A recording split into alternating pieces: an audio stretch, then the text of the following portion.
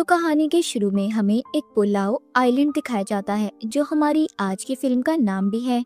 जहाँ पर एक छोटा सा गांव था। वहाँ पर एक लेडी बैठी रो रही थी। वो किसी को याद करके बहुत ज्यादा रो रही होती है। फिर उधर ही एक केव गार के अंदर रिचुअल काला जादू होता दिखाई देता है। उधर बैठी एक औरत किसी की तबाही के लिए काला जादू कर रही थी। इस जगह का आखिर क्या राज था? वो लेडी कौन थी जो रो रही थी? इन सब बातों का पता हमें कहानी में आगे जाकर चलेगा। अब कहानी में हमें आगे केट नाम की एक लड़की दिखाई जाती है, जिसको ये सब नजर आ रहा था जो हमने अभी सब देखा, यानी कि कहानी में शुरुआत वाला सीन। उसे कुछ भी समझ नहीं आ रहा था कि आखिर उसे ये सब कुछ क्यों दिखाई दे रहा है। दरअसल केट के साथ अक्सर ऐसा होता, उसे अपने विजन्स ख्यालों में जो भी नजर आता वो पूरा दिखाई नहीं देता था, सिर्फ वो कुछ झलकियां ही देख पाती थी। खैर, केट अपने सभी दोस्तों से मिलती है। इन्होंने छुट्टियां मनाने एक आइलैंड पर जाने का फैसला किया था। जब ये सभी वहाँ पर पहुँच जाते हैं तो उधर ही केट की दोस्त को अपनी सुतेली बहन मिलती है, जो अपने ग्रुप के साथ आई हुई थी। ये एक दूसरे को बिल्कुल भी पसंद नहीं करती थी और एक ही जगह पर आना इन दोनों का एक दूसरे को बिल्कुल अच्छा नहीं लग रहा था। मगर फिर भी खैर, सभी अपने कमरों में चले जाते हैं। केट को फिर से यहाँ अपने विजन्स ख्यालों में किसी आदमी की आवाज आती है, जो किसी मौली नाम की औरत को पुकार रहा था।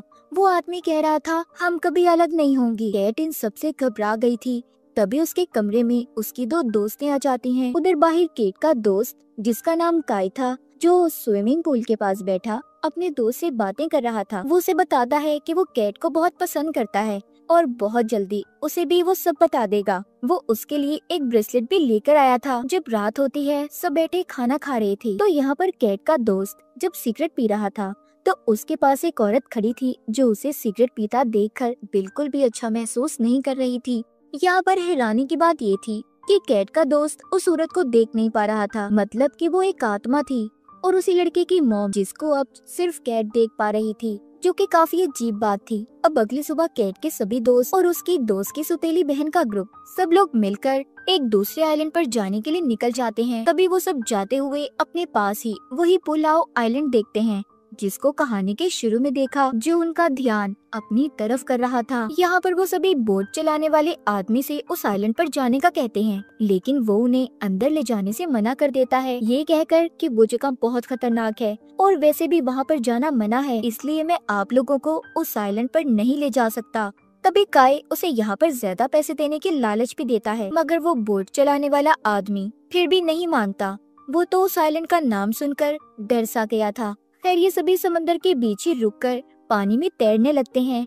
सभी लोग काफी मस्ती कर रहे थे। तैरते हुए केट सबसे अलग हो जाती है। उसे पानी में बहुत से ढांचे दिखाई देते हैं, जिन्हें देखकर वो बहुत ज्यादा डर गई थी। उसे अब वहाँ पर वही गार वाला रिचुअल, जादू, मरते हुए लोग, सब कुछ दिखाई दे रहा था, जिनको देखकर वो डर कर बेहोश हो जाती है।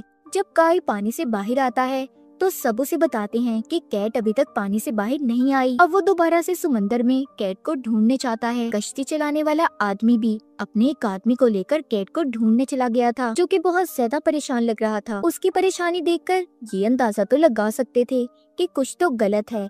कुछ देर के बाद काई केट को पानी से बचाकर बाहर ले आया था। उसकी हालत बहुत खराब थी और बहुत ज्यादा डरी हुई नजर आती है। यहीं पर बोट चलाने वाला आदमी उन्हें बताता है कि ये जो आइलैंड है ना, उसकी अपनी ही एक कहानी है, इसीलिए मैं आपको उस जगह पर लेकर नहीं गया। वो बताता है कि एक औरत ने उस आइलैंड पर कर्ज दिया, बद्दुआ दी, जिसने आइलैंड पर रहने वाले सभी लोगों की जान ले ली और जो भी लोग मारे गए उनकी लाशें आज तक किसी को नहीं मिली। और अभी भी कुछ लोगों का कहना है कि उस आइलैंड पर कर्ज अभी भी फैला हुआ है, इसलिए सबको उस आइलैंड से दूर रहने का कहा जाता है। और आज जो सब कुछ केट के साथ हुआ, एक किस्म की वार्निंग थी कि तुम्हें यहाँ से जल्दी चले जाना चाहिए। वो तो इन सबको इतनी कहानी सुनाकर चला गया था, मगर इन्हें उस बोट चलाने वाली आदमी की बातों पर यकीन नहीं आता। सभी यहाँ पर गेम खेलने लगते हैं और शर्त लगाते हैं कि जो इस खेल में हार गया, उन लोगों का ग्रुप कार्स आइलैंड पर एक रात गुजारने जाएगा। खेल शुरू होता है। केट के दोस्त इस गेम को हार गए थे। केट की दोस्त की बहन का ग्रुप अब उन्हें शर्त के मुताबिक उस आइलैंड पर जाने का कहता है। केट जाते हुए अपनी दोस्त से ये कह रही थी कि मुझे अजीब अजीब ख्याल आ रहे हैं, जैसा कि उसी आइलैंड के। ये सुनकर उसकी दोस्त कहती है, टेंशन नहीं लो, दरअसल तुमने उस आइलैंड की कहानी सुनी है ना, तो शायद इसलिए तुम्हें ऐसे ख्याल आ रहे हैं। केट की दोस्त की बहन का ग्रुप उन्हें आइलैंड पर छोड़कर चले गए थे। कैट के दोस्तों को सारी रात इसी आइलैंड पर गुजारनी थी, जो इनके लिए खतरनाक साबित हो सकता था। कैट अपने दोस्तों के साथ उस आइलैंड के अंदर आ गई थी। उन्हें वहाँ पर एक गांव दिखाई देता है, जहाँ पर रस्सी को बांधकर उसके इर्द गिर्द मूर्तियाँ रखी हुई थी। ऐसा लग रहा था कि जैसे उस गांव में जाना मना हो, उसका रास्ता बंद किया हो। मगर कैट के दोस्त उस रस्सी को खोल देते हैं। सभी उस गांव के अंदर दाखिल हो गए थे। वहाँ पर जब ये बने हुए घरों को देखते हैं, जिन पर कुछ अजीब सा लिखा हुआ था, ये सब कुछ देखकर सभी दोस्त उन चीजों का मजाक बनाने लगते हैं, जिस पर कैट उनसे कहती है कि उन्हें ऐसा नहीं करना चाहिए। और इसी तरह रात भी हो गई थी। काई उन सबको बताता है कि मैंने इधर एक खाली घर को देखा। आज रात हम सब उस घर में सो सकते हैं, जो जंगल में कैंपिंग से तो बेहतर ही होगा।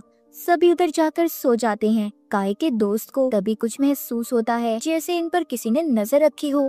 कैट भी जब आधी रात को उठती है तो उसे किसी औरत की रोने की आवाजें आ रही थी। जब भी उस आवाज का पीछा करती है तो उसे अपने विजन्स ख्यालों में एक औरत नजर आती है, जो किसी आदमी को पकड़कर बहुत ज्यादा रो रही थी। वो आदमी मर चुका था। गांव के सभी लोग उधर जमा थे। वहाँ का लीडर सबसे ये कहता है कि आज यहाँ पर क्या हुआ, इसके बाद कोई इस बारे में बात नहीं करेगा। फिर उसी औरत को गार में दिखाया जाता है, जो एक भयानक रूप में थी और काला जादू कर रही होती है। मतलब उस औरत के साथ गांव वालों ने कुछ तो गलत किया था। और ये सब शुरुआत वाला सीन था। अब खैर सुबह हो जाती है। कैट उसी घर में थी जहाँ पर सब सोए थे। अब वो बहुत ज्यादा डरी हुई नजर आती है। मतलब जो कुछ भी उसने रात में देखा, वो सिर्फ सोते हुए उसके सपने में आया था। ये सब अभी साइलेंट से जाने के लिए तैयार थे। समंदर के किनारे खड़े उसी ग्रुप का इंतजार कर रहे होते हैं, जो इन्हें लेने आने वाला था। मतलब शर्त के मुताबिक इन्होंने एक रात इस आइलैंड पर गुजार ली थी। शाम हो जाती है। इन्हें लेने कोई नहीं आया था। सब बहुत परेशान थे। कैट के दोस्त अपने फोन में कैट को सोते हुए सबकी तस्वीर दिखाती है, जो बहुत अजीब बात थी। वो कहती है, कैट हम सब उस वक्त सो रहे थे, तो ये तस्वीर भला किसने बनाई होगी। वहीं पर काई भी उस तस्वीर को देखता है। कैट अपनी दोस्त को मना करती है कि तुम इस तस्वीर को अभी किसी को नहीं दिखाओगी, और ऐसे तस्वीर को देखकर डर जाएंगे। उधर दूसरे आइलैंड पर कैट की दोस्त की बहन का ग्रुप आपस में सभी हंस रहे थे, बातें कर रहे होते हैं कि हमने कैट और उसके दोस्तों को अच्छा उल्लू बनाया। ये बात बोट चलाने वाला आदमी भी सुन लेता है। वो इनसे पूछता है कि आखिर तुमने उन्हें छोड़ा कहाँ था, तुम ऐसे इतनी बड़ी बेवकूफी कैसे कर सकते हो। वो जल्दी से कैट को फोन भी करता है, मगर किसी का भी फोन नहीं लग रहा था। अब वो उनके लिए एक वॉइस मैसेज छोड़ता है कि अगर तुम लोग उस आइलैंड पर हो तो वहाँ एक गाँव है, उधर मत जाना। वो जगह खतरनाक है, क्योंकि वहाँ पर एक औरत ने काला जादू किया हुआ है और वो उसी जगह पर मौजूद है। लेकिन वो आदमी इस बात को नहीं जानता था कि अब तक बहुत देर हो चुकी है। कैट और उसके दोस्त तो पहले ही उस गांव में जा चुके थे। अब उधर ही पुलाव आइलैंड पर कैट और उसके दोस्त उसी घर में रात गुजारने का दोबारा सोचते हैं, जहाँ पर वो पहले रुके थे। जब सब सो गए थे, कैट के दो दोस्त बाहर आकर घूमने लगते हैं। तभी वो गार्ड, जहाँ पर पहले हमने एक औरत को काला जादू करते देखा था, वो औरत जाग गई थी। दरअसल वो पूरे 20 साल बाद जागी थी। ये कह लें कि वो उस काले जादू के बाद एक विच चुड़ैल में बदल गई थी। जब भी कोई साइलेंट पर आता, वो जाग जाती। फिर कोई भी इंसान जिंदा बचकर नहीं जा सकता था। अब वो विच कैट के दोस्त को खींचकर अपने साथ ले जाती है। उधर कैट जब सो रही थी तो डर कर जागती है, क्योंकि उसने अपने सपने में गांव वालों की मौत को देखा था। काई उससे पूछता है कि तुम इतना क्यों डर रही हो। वो बताती है, मुझे लगता है कि यहाँ पर हमें जानबूझकर बुलाया गया है। तभी यहाँ पर कैट की दोस्त आती है। वो बहुत डरी हुई थी और रो रही थी, जो इन सबको बताती है कि हमारे दोस्त को कोई खींच कर ले गया। अब सभी उस जगह पर अपने दोस्त को ढूंढने लगते हैं, मगर उन्हें वहाँ पर कोई भी नहीं मिलता। दोबारा से सब अपने ठिकाने पर आ गए थे। दरअसल जो दोस्त इनका गायब हुआ था, विच डाइन जिसे खींचकर अपने साथ ले गई थी, वो काई का भाई था। वो अब इन सब की वजह से बहुत ज्यादा परेशान होता है। उधर गार में विच चुड़ैल काई के भाई का खून पीकर खुद को ताकतवर कर रही थी। अब जब सुबह होती है तो काई सबको अपने भाई को अलग अलग होकर ढूंढने का कहता है। सभी उसे ढूंढने निकल गए थे, सिवाय एक दोस्त के। वो उसे उसी घर में रहने का कहते हैं कि अगर काई का भाई वापस आए तो वो उन्हें बता सके। बहुत मेहनत के बाद भी वो उन्हें कहीं नहीं मिलता भी तो कैसे, विच ने उसे मार दिया था। जब कैट और उसके सभी दोस्त वापस घर पर आते हैं तो देखते हैं उस घर में भी खून पड़ा था। मतलब वो विच इनके उस दोस्त को भी अपने साथ ले गई थी, जिसे ये छोड़ कर गए थे।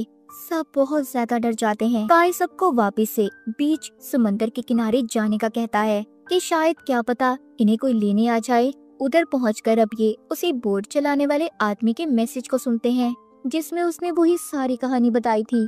इन्हें गांव से दूर रहने का कहा था। दरअसल उधर वो औरत जो हमने कहानी के शुरू में काला जादू करते देखी, वो उसके बाद विच चुड़ैल बन गई और उसने सभी गांव वालों को खत्म कर दिया। गांव वालों ने उसे बहुत मारने की कोशिश की, मगर उसे मारना इतना आसान नहीं था। तभी वहाँ पर एक प्रीस्ट ने आकर रिचुअल किया। उसने गांव को रस्सी से सील कर दिया ताकि वो विच उधर ही कैद रहे। मगर कैट के दोस्तों ने अपनी बेवकूफी की वजह से उस रस्सी को काटकर विच को आजाद कर दिया था। अब ये सभी दूर खड़े कश्ती चलाने वाले आदमी और अपने दोस्तों को देखते हैं जो इन्हें लेने आ रहे थे। मगर ये क्या, देखते ही देखते उनकी बोट कश्ती में धमाका हो जाता है और सब के सब मर गए थे। समंदर के किनारे कैट सबसे कहती है, विच हमें इतनी आसानी से नहीं जाने देगी। मैंने अपने विजन में देखा है, जो कुछ भी अभी हमने सुना ये सब हकीकत है। हमें सबसे पहले इस कर्ज, इस बद्दुआ को खत्म करना होगा जो इस गांव पर है। हम तभी यहाँ से बचकर निकल सकते हैं। ये सब मिलकर सबसे पहले रस्सी को दोबारा बांधते हैं। कैट को याद आता है कि उसने अपने ख्याल में एक कब्र को देखा था। जब ये सब उसके पास जाते हैं, जैसे ही कैट उस कब्र पर हाथ लगाती है, यहाँ पर उसे दिखाई देता है उस विच की कहानी कि असल में उसके साथ हुआ क्या था और वो विच कौन थी। केट को पता चलता है कि वो शुरू से ही विच नहीं थी। इसका असल नाम मॉली था, जो हमने कहानी के शुरू में भी सुना। मॉली के गांव में एक दिन किसी दूसरे गांव का लड़का आया। इन दोनों को एक दूसरे से प्यार हो गया। ये शादी करके साथ रहने लगे, मगर ये बात मॉली के गांव वालों को बिल्कुल पसंद नहीं थी। इसलिए उन सब ने मिलकर मॉली के हस्बैंड को मार दिया, जिस वजह से मॉली पूरी तरह से टूट गई। फिर उसने गार में जाकर काला जादू करना शुरू कर दिया। मतलब कहानी के शुरू में जो औरत रो रही थी और जो काला जादू कर रही थी वो मॉली ही थी। फिर मॉली काला जादू करके एक ताकतवर विच चुड़ैल बन गई। उसने गांव को बद्दुआ दी और सबको मार दिया। सारी कहानी जानने के बाद केट इन सब के बारे में अपने दोस्तों को बताती है कि हमें उसी गार के पास जाना होगा, वहीं से सब ठीक हो सकता है। ये सब अब उसी केव गार की तरफ निकल पड़ते हैं। जब सब जा रहे थे तो रास्ते में मॉली इन पर नजर रख रही थी। एक नहर को पार करते हुए वो मॉली विच इन पर हमला कर देती है, जिसमें वो इनकी एक और दोस्त को ले गई थी। कैट बहुत दुखी हो जाती है। बचे थे तो सिर्फ 4 लोग। रात को ये जगह पर रुककर आराम करते हैं। कैट अपने दोस्त से बैठी जो बातें कर रही थी, तभी उन्हें किसी की आवाज आती है। दरअसल यहाँ पर मॉली विच इन्हें गुमराह करने की कोशिश कर रही थी। वो कैट के दोस्त की मॉम के रूप में इनके सामने आती है। तभी इनकी एक और दोस्त को अपने साथ ले गई थी। अब बचे थे तो 3 लोग, कैट, काई और उनका एक दोस्त। इनको अब वो गार भी मिल जाता है जहाँ पर मॉली विच अपना काला जादू करती और रहा करती थी। जब ये उस गार के अंदर जाते हैं तो देखते हैं विच इनकी दोस्त को मार रही थी और फिर इन पर हमला कर देती है। काई उसका मुकाबला करता है। तभी यहाँ पर कैट को एक गुड़िया मिली थी। जब ये उसे हाथ में पकड़ती है तो यहाँ पर उसे अब सारी कहानी समझ आती है। हुआ कुछ यूँ था, मॉली उस वक्त माँ बनने वाली थी जब गाँव वालों ने इसके हस्बैंड को मारा, फिर मॉली को भी मारा, जिससे उसका बच्चा पैदा होने से पहले ही मर गया। तो जो कर्ज गांव वालों पर था वो मॉली ने अपने बच्चे की वजह से दिया था। अगर मॉली का बच्चा जिंदा होता तो वो कभी भी इस तरह विच चुड़ैल न बनती। सब जानने के बाद केट उस गुड़िया को लेकर जब गार से बाहर भागती है तो उसके पीछे विच भी गार से बाहर निकल जाती है, जिसको काई और उसका दोस्त रोकने की कोशिश करते हैं मगर नहीं रोक पाते। मॉली विच ने उन्हें भी मार दिया था। अब खुद कैट के पीछे जाती है। कैट उस जगह पर पहुंच गई थी जहां पर मॉली का घर था। यहाँ पर कैट को उनके सभी बिताए हुए पल नजर आते हैं। तभी उधर मॉली भी आ गई थी जो कैट को मारने की कोशिश करती है, पर कैट मॉली को वही लफ्ज बोलती है जो अक्सर उसका हस्बैंड बोला करता था। कैट कहती है, तुमने अपने अंदर दर्द को छुपाया हुआ है मॉली, उसे बाहर निकालो। जब मॉली यहाँ पर अपने दर्द को महसूस करके रोने लगती है और पुरानी यादों को सोचने लगती है तो वो बिल्कुल ठीक हो गई थी। विच से अपने असली रूप में आकर मरने के बाद वाली दुनिया में चली जाती है। उसने गांव से कर्ज को भी खत्म कर दिया था और कैट को पानी में फेंक देती है। हम देखते हैं उसने कैट को उसी वक्त में भेज दिया था जब वो पहली बार अपने दोस्तों के साथ समंदर में तैरने गई थी। एक हाथ कैट को पानी से निकाल लेता है जो कि काई का था। कैट ये देखकर खुश थी कि उसके सारे दोस्त जिंदा हैं। उसने मॉली को भी विच वाले रूप से आजाद करवा दिया था। इस तरह उस गांव का कर्ज भी खत्म हो गया। तो कहानी के आखिर में हमें मॉली और उसका हस्बैंड दिखाया जाता है कि वो पहली बार कैसे मिले थे। और इसी के साथ इस फिल्म की कहानी भी यहीं पर खत्म हो जाती है।